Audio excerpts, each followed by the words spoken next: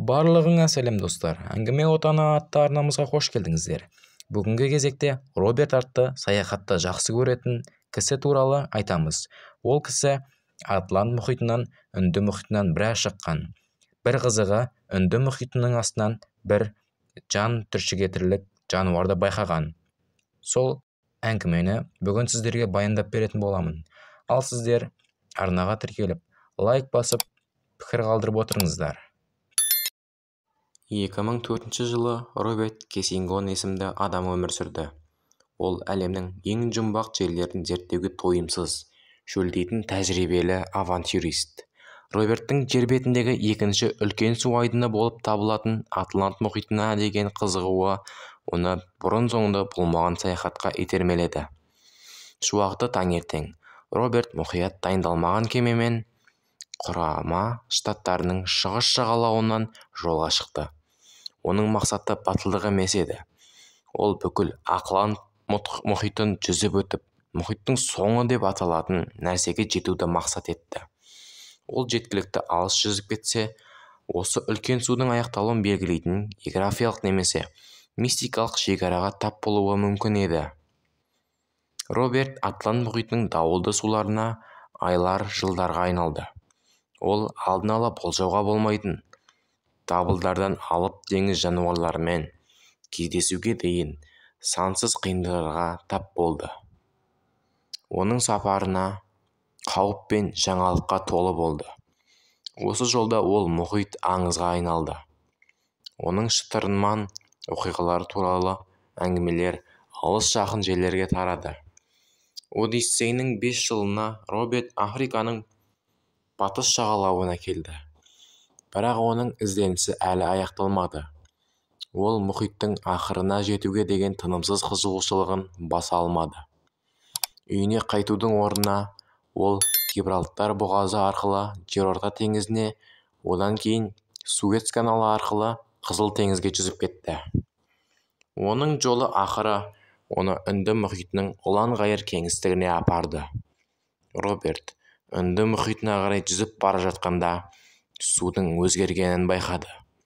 Олар терең көк түстен аквариумның таң қалдыратын реңкке ауысып, басқа дүниелік реңкке ие болды. Адамзат қолы тимеген табиғат сыры су құшағында жатқан мекенге енгендей болды. Бір тағдырлы таңертең Үнді мұхитына бірнеше ай жүзгеннен кейін Роберт жұмбақ суларға сүңгуге мәжбүр болды. Сүңгуір құралдарымен қаруланған ол тереңдікке түсті. Ол тереңірек батып бара жатқанда ол таңғаларлық көріністі көре бастады. Ол бұрын-соңды көрмегеннен де балықтардың үйірмесі күрделі өрнектермен жүзді.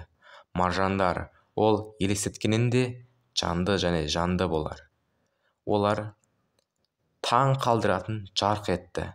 Бірақ ең таң қалдыратын көрініс әлі алда еді. Роберт тереңдікке барғанда ол оны көрді. Басқа дүниелік симфонияға билегендей көрінетін биолюминесцентті тіршілік иелерінің құйынды құйынысы. Бұл гипноздық және сюрреалдық тәжірибе. Барлық логикалық түсініктемелерге қайшы келетін көрініс болды. Табиғаттың таңғажайып көрінісін байқаған Роберт уақытты жоғалтты. Ол мұхитпен терең байланысты сезінді. Оның мәнін ашқандай болды. Ақырында бетін ашқанда ол өзі куә болған жұмбақ оқиғаға таңдаушылық пен құрмет сезімге бөленді. Роберт Кессингонның сапары мұнымен біткен жоқ. Ол Үнді мұхитының тереңдігін зерттеуді жалғастырып, ғалымдар мен теңіз биологтарын таң қалдырған жаңа түрлер мен табиғат ғажайыптарын ашты. Оның Үнді мұхитындағы шытырман оқиғалары аңызға айналып, беймәлім дүниелер алдындағы өшпес адам рухының символына айналды. Оның әңгімесі дүниежүзілік мұхиттардың құпияларын зерттеуге және сол арқылы толқындардың астына жасырылған таңғалары құпиялары ашуға дайын адамдардың шексіз қызығушылығы мен шешімділігінің куәсі болып табылады.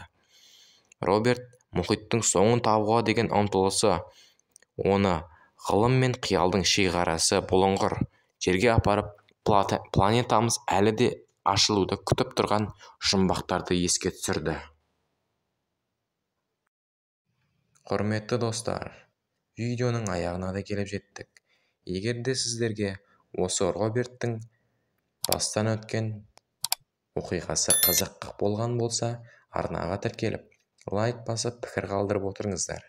Сіздердің кішкене ғана әрекеттеріңіз біздерді шабыттандыра түседі.